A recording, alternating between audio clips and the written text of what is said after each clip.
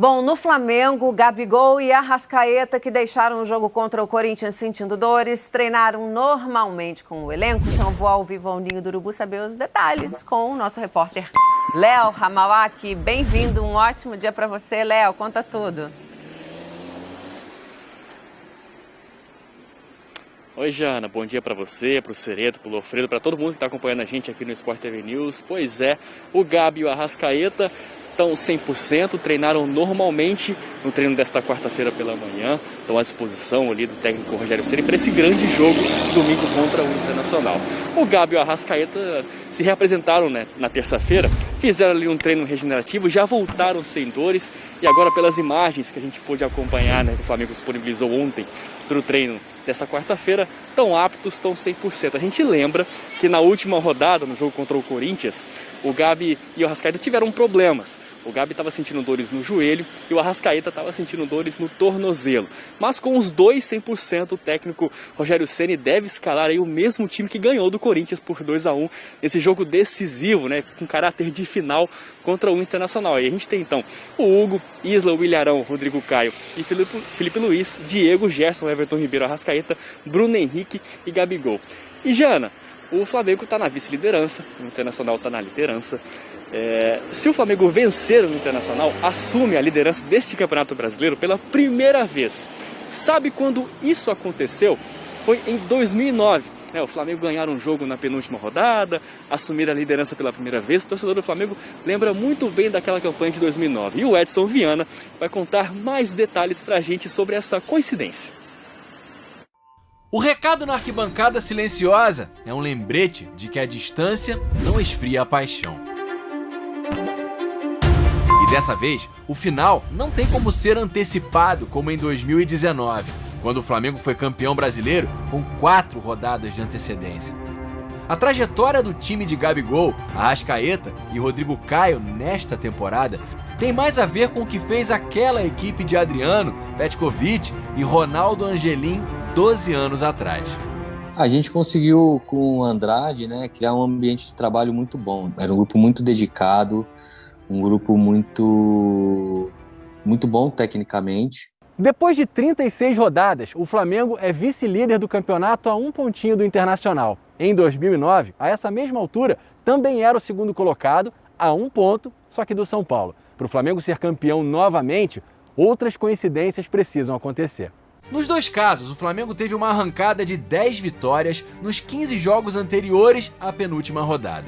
Do jogo contra o Atlético Mineiro, no Mineirão, a gente venceu com gol do Maldonado, gol do Petkovic olímpico. Foi o momento em que a gente começou a falar, opa, estão deixando a gente sonhar. Até que na 37ª rodada daquele brasileiro, o Flamengo enfrentou o Corinthians de Ronaldo em Campinas. A tensão estava grande, a gente ia pegar uma equipe muito qualificada fora de casa.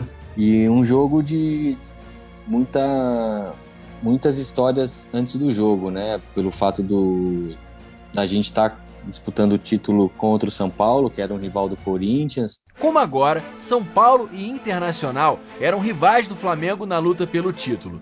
E se nessa temporada o Flamengo depende apenas de si para chegar à liderança, já que tem um confronto direto contra o Inter, naquele ano precisava de um tropeço do São Paulo, que acabou acontecendo, já que o time paulista perdeu para o Goiás naquela rodada. E lá em Campinas, o Flamengo fez o seu papel e venceu o Corinthians. Era a primeira vez que o time assumia a liderança naquele brasileiro, na penúltima rodada. Isso veio com uma carga de motivação muito grande, da grandeza e a importância que um título brasileiro podia dar para aquele grupo, né?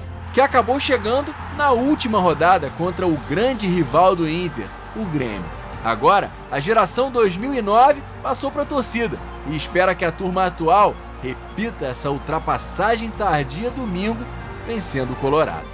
E aquela situação, né? Deixou chegar, já era. Deixou o Flamengo chegar, já era. Sei lá, eu acredito nessas coincidências, assim. Acho que tá tudo caminhando pro Flamengo ser campeão de novo, se Deus quiser.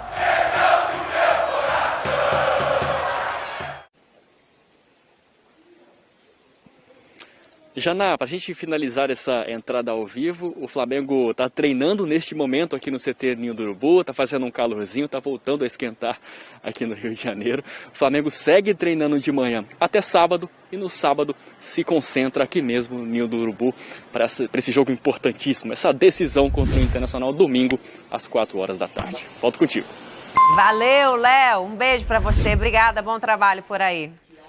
Aquelas coincidências que torcedor adora se apegar, né? Lembrar que em 2009, nas 2 últimas rodadas, sem tirar mérito da conquista e da arrancada, 2 times desinteressados em enfrentar o Flamengo, né?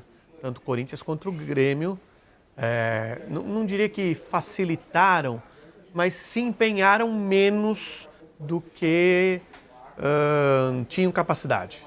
O Grêmio, inclusive, colocou time reserva, muitos garotos, já para não ajudar o Internacional. Agora o cenário e o Corinthians, a gente viu o outro, Felipe né? nem pulando na bola na cobrança do pênalti, né? Isso é uma cena marcante. Agora o cenário é outro, né, Sereto? O cenário é outro. Nessa campanha de 2009 ficou muito marcante também a bola que jogou o Petkovic, a bola que jogou o Adriano, vitórias importantes. Além dessas citadas na reportagem do Edson Viana, teve também uma vitória contra o Palmeiras no Palestra Itália, no antigo Palestra Itália, com o Petkovic fazendo gol olímpico e tudo mais, que é de fato algo muito impressionante. O Flamengo chega nesse momento do campeonato jogando muita bola também, com jogadores que estão na prateleira de cima, ídolos da torcida, assim como eram Petkovic e Adriano. Então tem algumas semelhanças de fato. Eu acho que o Flamengo chega num momento muito importante. Não pode pensar em outro resultado que não seja a vitória contra o Internacional, mas não vai ser fácil, não. De ponto positivo, esse time de hoje é bem melhor do que o time de 2009. O time de 2009 tinha alguns jogadores de qualidade, esses 2 que puxaram a arrancada, o Pet e o Adriano principalmente, tinha alguns outros de qualidade, mas tinha outros jogadores de nível médio e que marcaram até o nome na história do Flamengo, sem ser jogadores grandiosos. Esse time do Flamengo de hoje, no time titular, inclusive no banco de reservas, só tem craque.